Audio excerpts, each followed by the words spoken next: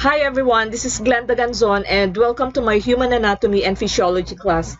And for today's lesson, I'm going to introduce to you the different inorganic compounds which are essential to human life.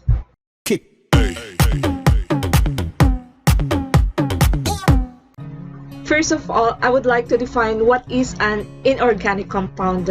So, an inorganic compound is a substance that does not contain both carbon and hydrogen.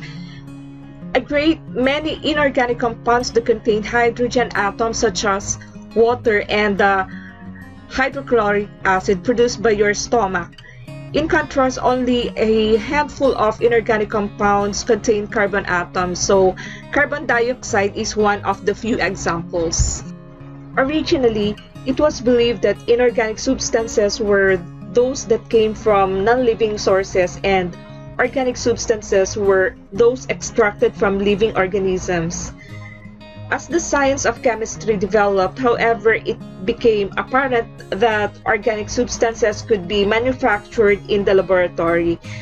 As defined presently, inorganic chemistry deals with those substances that do not contain carbon, whereas organic chemistry is the study of carbon-containing substances.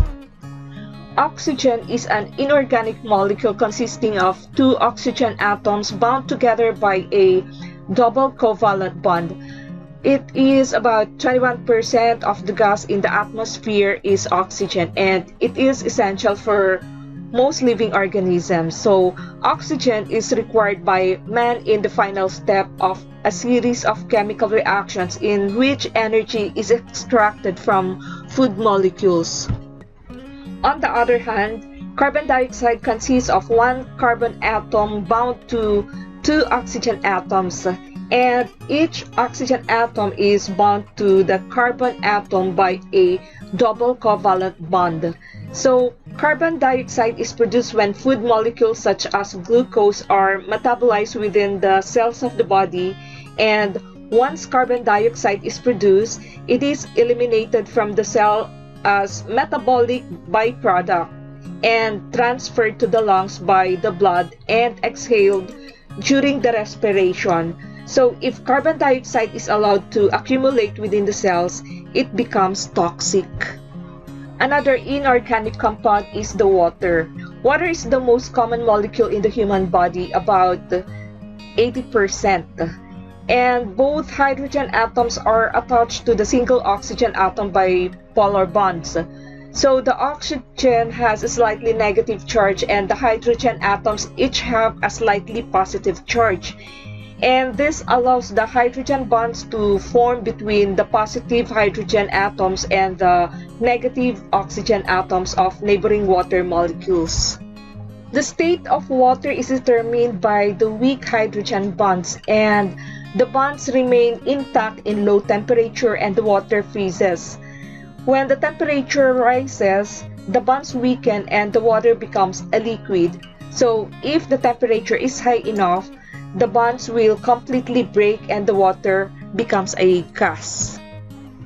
Water can also function in many different ways. So water can absorb large amounts of heat and remain at a stable temperature. So blood, which is mostly water, can transfer heat effectively from deep within the body to the body's surface, and blood is warmed deep in the body and then flows to the surface where the heat is released. In addition, water evaporation in the form of sweat results in significant heat loss from the body.